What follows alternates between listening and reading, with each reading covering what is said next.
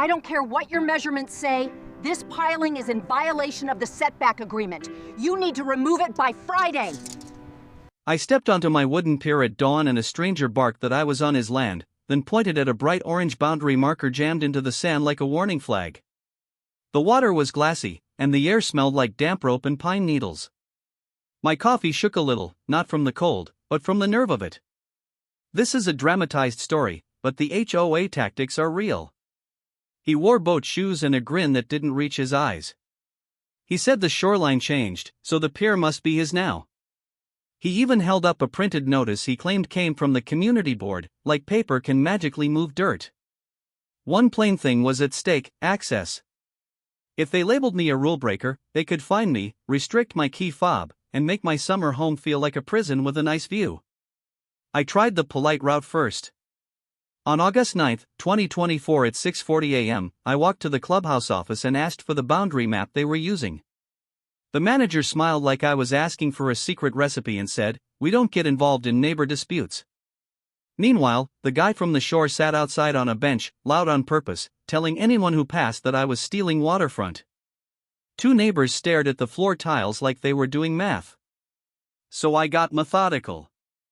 I took photos of the pier from every angle: the marker in the sand, the distance to my steps, the old bolts and the posts. I saved every email, every voicemail, every friendly reminder from the board that wasn't actually friendly. Timeline item 1: August 9 at 6:40 a.m. refused map request, told to work it out privately. That sentence alone told me the board wanted silence more than truth.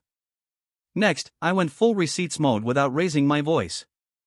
I lined up photos, emails, and call logs in a binder. I pulled my closing documents from the safe and compared them to the plat sketch I'd been given years ago. The numbers didn't match what the shore guy was claiming. His new marker was sitting in a spot that made his yard bigger and my access smaller, like he tried to redraw reality with a stick. I filed a property record lookup through the normal public process, the kind anyone can request without drama. No special favors. No backroom stuff. Just forms, a small fee, and patience. While I waited, the board sent me a compliance email saying I should remove my pier ladder until resolved. They acted like they were being reasonable, which is the most annoying kind of wrong. When the records came back, they didn't just help me. They exposed him. The shoreline boundary had been set decades ago, and the community easement ended short of where his marker sat. Even better, his own paperwork showed a recent attempt to extend his patio was denied for crossing the same line. I forwarded the documents to the board and requested a neutral review with the outside compliance contact listed in our handbook. The meeting was quiet in the way storms get quiet. The compliance reviewer slid the map across the table and asked him to explain his marker. He couldn't. His mouth opened, closed, then opened again like a fish in a bucket.